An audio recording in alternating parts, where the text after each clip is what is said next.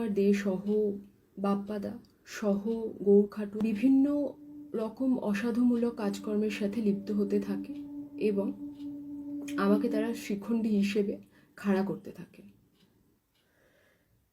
যেমন কন্ট্রাক্টরদের কাছ থেকে আমার নাম করে টাকা আদায় করা, টাকা তোলা থেকে শুরু করে বিভিন্ন খাস জমিগুলি থেকে দখল করা এবং সেই জমিগুলি পরবর্তীকালে বিক্রি করা থেকে শুরু করে বিভিন্ন বেআইনি বাড়িগুলি থেকে টাকা তোলা, এরই মাঝে প্রতীক কুমার দে আমাকে বিবাহের প্রস্তাব দেন এবং আমি তা প্রত্যাখ্যান করি। কিন্তু তারপর থেকে উনি আরও বিভিন্নভাবে আমাকে অপদস্থ করা শুরু করেন, কি আমি আমার বাড়ি থেকে বেরোতেও পর্যন্ত পাচ্ছি না। এমনভাবে আমাকে ঘরবন্দি করে রাখা হয়েছে, আমাকে বিভিন্ন রকমভাবে হুমকি ধমকি দেওয়া হয়েছে।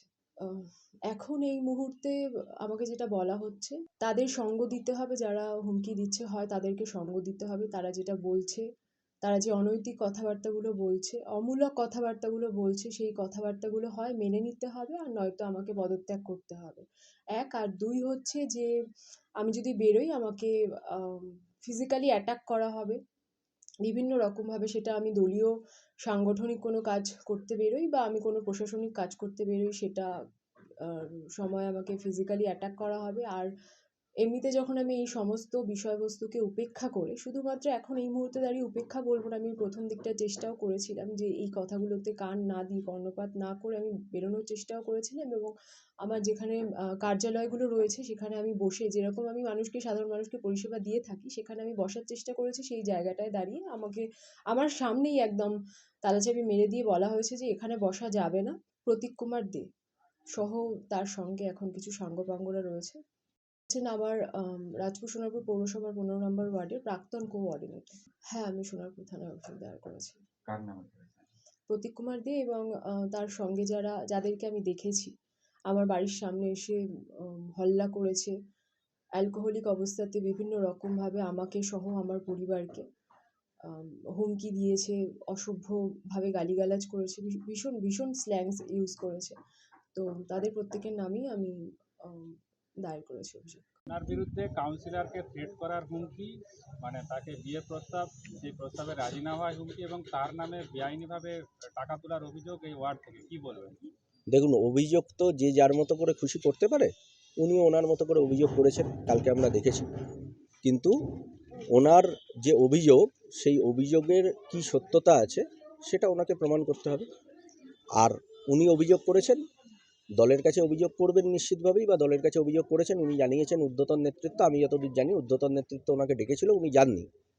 তো সেক্ষেত্রে দাঁড়িয়ে দল তদন্ত করুক, দল তদন্ত করে যা সিদ্ধান্ত নেবে। যদি আমি অপরাধী হই, আমি দোষী হই, তাহলে দল যা শাস্তি দেবে আমি মাথা পেতে নেব। আমি যে কোনো তদন্তের জন্য প্রস্তুত আছি।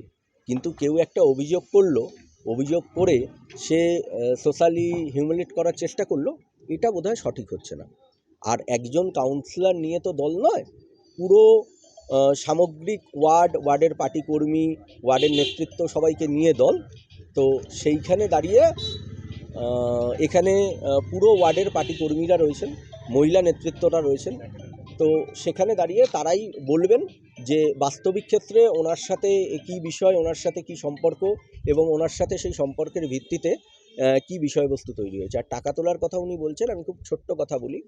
আপনারা প্রত্যেকেই আমাকে চেনেন, জানেন আমি খুব সাধারণ জীবনযাপন করি এবং স্কুটি নিয়ে ঘুরে বেড়াই, সাধারণ ফোন ব্যবহার করি, সাধারণভাবে যাতায়াত করি এবং সার্বিকভাবেই প্রত্যেকে এলাকার মানুষ জানেন যে সুখে দুঃখে বিপদে আপদে রাত 2টো হোক, সকাল 5টা হোক, আর রাত 8টায় হোক, আমাকে এলাকার মানুষ পান। কিন্তু যারা আমার বিরুদ্ধে তোলাবাজির অভিযোগ করছেন, তারা নিজেদের বাড়ি থেকে 4 চাকা গাড়ি ছাড়া বেরোন না, তাদের হাতে আইফোন, তারা মিনারেল ওয়াটার ছাড়া জল খান না এবং প্রত্যেক উইকেন্ডে তারা বাইরে ট্রিপ করতে যান। দেখুন, বিগত 3 মাস ধরে, যেখান থেকে দ্বন্দ্বের সূত্রপাত, বিগত 3 মাস ধরে কলকাতা পুলিশের একজন এসআই, সম্ভবত মেটিয়াবুরুজ থানায় ছিলেন, পোকরাজ দে, তিনি তার বাড়িতে দীর্ঘদিন ধরে যাতায়াত এবং দীর্ঘ সময় তার বাড়িতে কাটানো, দুর্গাপুজোর আগেও তিনি এসেছিলেন, কাটানো ইত্যাদি ইত্যাদি বিষয়বস্তু তৈরি হয়েছিল। এবং তারপরে তিনি যেটা চেষ্টা করেন, ওয়ার্ড কমিটিকে বাদ দিয়ে তিনি এই ওয়ার্ডের অ্যাডমিনিস্ট্রেশনটাকে পুরোটা তার হাতে তুলে দিতে চান, প্রশাসনিক জায়গাটাকে তার হাতে তুলে দিতে চান। ওয়ার্ড কমিটি যখন তার বিরুদ্ধে আপত্তি জানায় যে সে এলাকার বাসিন্দা নয়, সে কলকাতার বাসিন্দা এবং কলকাতা পুলিশ, তাহলে সে কেন এখানকার প্রশাসনিক কাজকর্ম দেখবে, তখন উনি ওয়ার্ড কমিটির কাছে দাবি করেন, ঠিক আছে তোমরাই দেখো, কিন্তু মাসে 1 লাখ টাকা করে আমাকে তুলে দিতে হবে ওয়ার্ডের পক্ষ থেকে।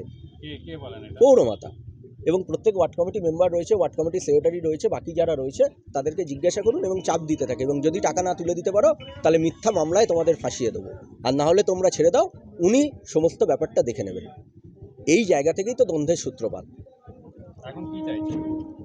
আমরা তো কিছু চাইনি, উনি ওনার মতো আছেন, উনি ওনার মতো কাজ করছেন, দলের মতো কাজ করছে। উনি বলেছেন ওয়ার্ড অফিসে নাকি ঢুকতে দেওয়া হচ্ছে না, ওয়ার্ড অফিস একটা রয়েছে, উনি ওয়ার্ড অফিসে বসতেই পারেন, একটা ওয়ার্ড অফিস রয়েছে, সেটার ভঙ্গুর অবস্থা বলে উনি বসতে পারছেন না। এখানে তো অন্য কোনো বিষয়বস্তু নেই। আর সবথেকে বড় কথা, এটা ভেবে দেখুন, উনি বিগত 3 মাস ধরে দলের বিরুদ্ধে বিভিন্ন ধরনের পার্টি অফিসে বসে মন্তব্য করছিলেন, যে কারণে পার্টি কর্মীরা বিরোধিতা করেছে। আজকে উনি প্রচুরবার মমতা বন্দ্যোপাধ্যায়, অভিষেক বন্দ্যোপাধ্যায়ের নাম নিয়েছেন, আর পার্টি অফিসে বসে পার্টি কর্মীদের সামনে বারবার বলেছেন মমতা বন্দ্যোপাধ্যায়, অভিষেক বন্দ্যোপাধ্যায় বিভিন্ন সিদ্ধান্ত ভুল নিচ্ছেন। তো সেই জায়গা থেকে দাঁড়িয়ে পার্টি কর্মীদের সাথে তার বিরোধিতা তৈরি হয়েছে। এখন আপনার নাম?